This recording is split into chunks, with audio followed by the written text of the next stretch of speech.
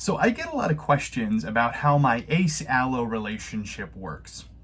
My husband and I have been together for about 7 years, and I am asexual. He is allosexual.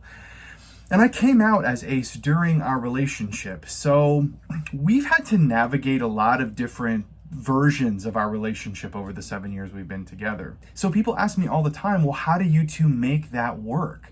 And if there's anything that defines the success of our relationship, it's setting your boundaries. So that's what we're going to talk about.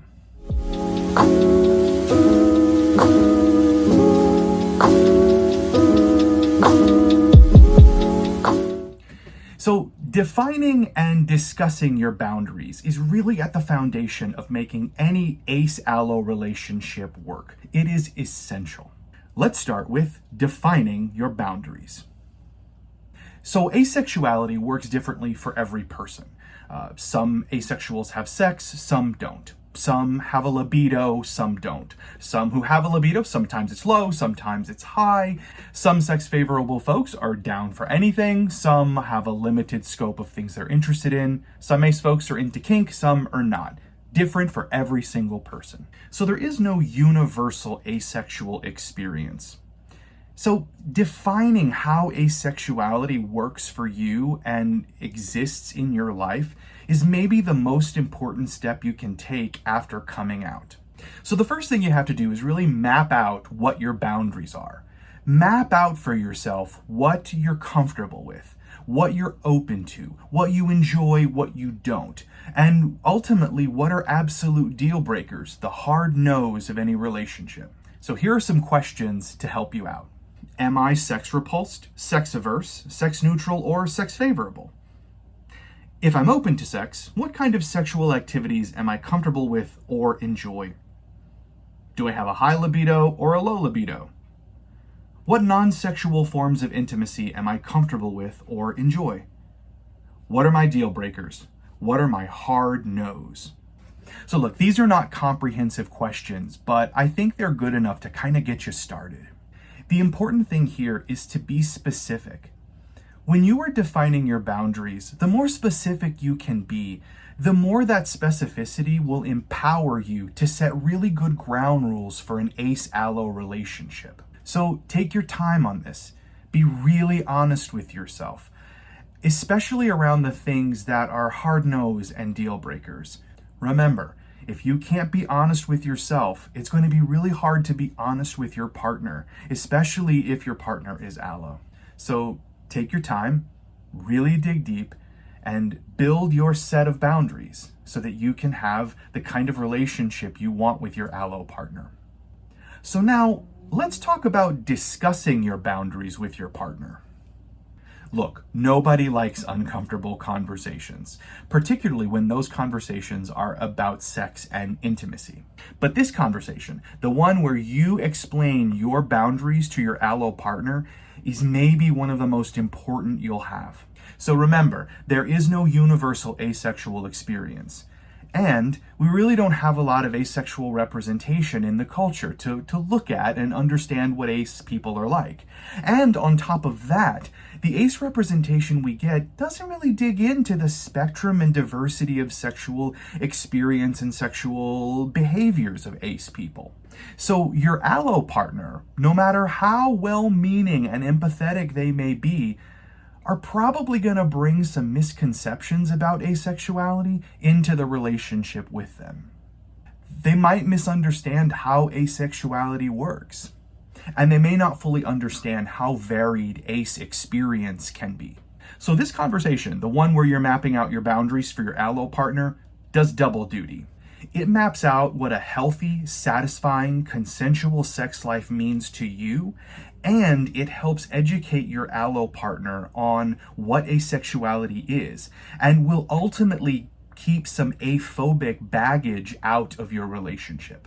So when the time is right, and that's probably before things get physical and after you've developed some level of trust with your partner, it's time to sit down and have the conversation. Explain to your allo partner the boundaries you've mapped out for yourself. Here are some do's. Do be honest, straightforward, and complete in your explanation. Do communicate your boundaries confidently and kindly. Do allow for some questions from your partner. Some of this may be confusing. Do reinforce the idea that this is what a healthy, satisfying, and consensual sex life looks like to you. Here are some don'ts. Don't make a list of demands. Strident language isn't your friend here. Relationships are collaborative things, so framing your boundaries as a list of demands might get in your way. Don't apologize for your boundaries. Your boundaries are yours, and you have nothing to apologize for. Don't backtrack on your boundaries to keep things from getting complicated. And that one is important. This conversation is hard. This conversation can get really uncomfortable. And sometimes this conversation could lead to some obstacles or impasses in your relationship. It's easy to feel like in that moment, the best thing to do is backtrack so you don't run into that discomfort. But backtracking is really the worst thing you can do. Backtracking on your boundaries harms you in the long run. So really, lean into the discomfort here. The discomfort now will help you build a healthy relationship down the road. So before we wrap up, I want to say something about the lifespan of boundaries. So the boundaries you set today are not set in stone. Just like your ace identity can be fluid, your boundaries around sex and intimacy can be fluid too. You're going to grow and change over time. And every relationship you enter is going to be different. The DNA of your connection to another person isn't going to be a universal constant. So as you move from relationship to relationship, it's okay for your boundaries around sex and physical intimacy to change as well, to grow with you as you move through life and relationships. It doesn't make you a hypocrite. It doesn't delegitimize your asexuality.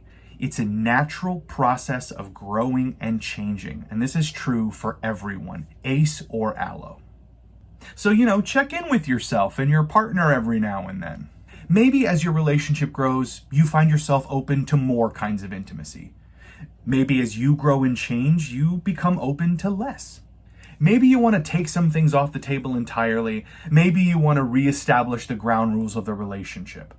All of that is totally fine and totally valid. When you feel that your boundaries need updating, update them. Renegotiate the contract, so to speak.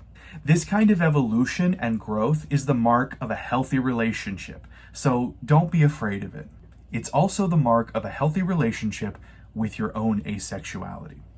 So look, ace-allo relationships are not easy, and there's plenty more for us to talk about, and we'll do that in future videos. But to start, when you're dealing with the beginning of an ace-allo relationship, setting your boundaries, defining them, and then discussing them with your partner is a really, really powerful way to set a foundation that will help you create a really good relationship, one that both of you will grow into and be empowered by. So set those boundaries and keep all those allos in line. Hey, thanks for supporting the channel. Happy that you are here. Make sure you like, subscribe, click the bell, do all the things one does on YouTube so that I can see you back here at the next video. See you then.